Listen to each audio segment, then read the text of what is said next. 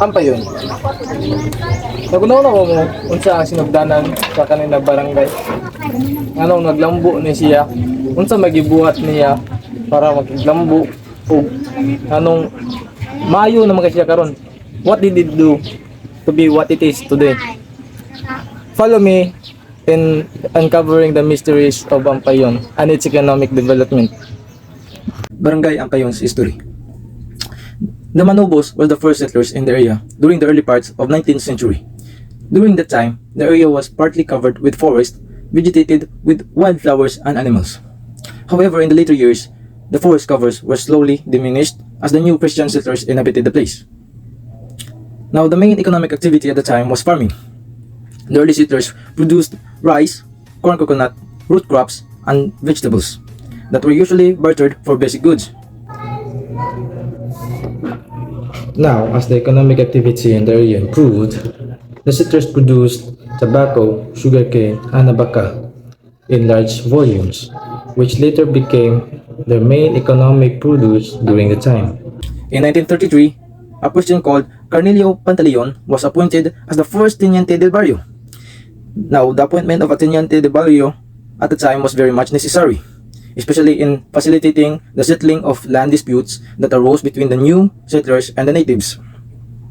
As the years passed, the population in the area increased that necessitated the installation of some basic social support facilities. Now in 1945, the first complete elementary school in the community was opened, which followed again by the succeeding year by the establishment of the first secondary school, the Gusan Agricultural High School. The school was established primarily to introduce new farming methods aside from providing secondary schooling to residents. Agricultural production in the area increased with the introduction of new farm production technology. Rice and corn production gained ground that in the year of 1948, the first rice and corn mill called Manstranco started its operation. And in the later years, the agricultural high school was further improved. During these times between the 50s and the 60s, the place was called Siete, the Spanish number of 7, which stood to represent the distance of the place to the city of Butuan, which is 7 kilometers. And the name, however, did not last long. As narrated by the old residents, the barrio was famous for its farm roots crop production known as kamote, which was planted by the early Christian settlers.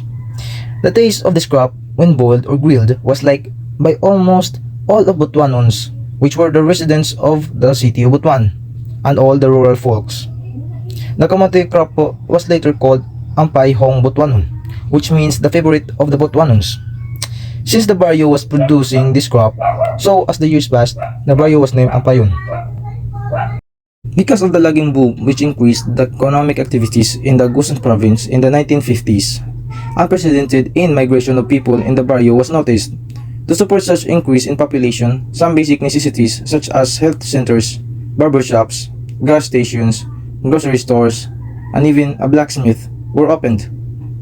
Also, as the first police substation was established in the year 1953 to help in maintaining the peace and order of the increasing population in the barrio. Now, in the year 1965, the first parochial Catholic church was established with Enrique Quezon as the first parish priest. And in the same year, the first privately run secondary school, the Father Orios High School, was also opened in the community. It was also during this year when the construction of the first public market started in a lot donated by the Amante family. A public market was also operated to cater the needs of the community. During this time, needs of medicines of the residents had to be purchased in the city proper, which is 7 kilometers away. In the year 1969, the first pharmacy was opened, the Farmacia Buena. In the year 1972, Mr. Jose Lim Jr. donated a 2-story building to the barangay to improve the governance of its growing population. It was constructed in a lot also donated by the Amante family. These good-hearted, generous families also became known as political figures of the barangay. In the city, as well as in the province, additional infrastructure support facilities were constructed the following years as the slowly grew to more economically stable barangay. Today, the barangay can boast its economically sound public investments. And that's basically it for the history of Barangay Ampayon. I hope you learned something from the video that you just watched. Of course, in my opinion, Barangay Ampayon is maybe in a couple more years will turn into a city. From its economic trajectory, yeah, it's very possible. So, like and subscribe. Thank you, sir, for this is my RPH project. Hey, let's go.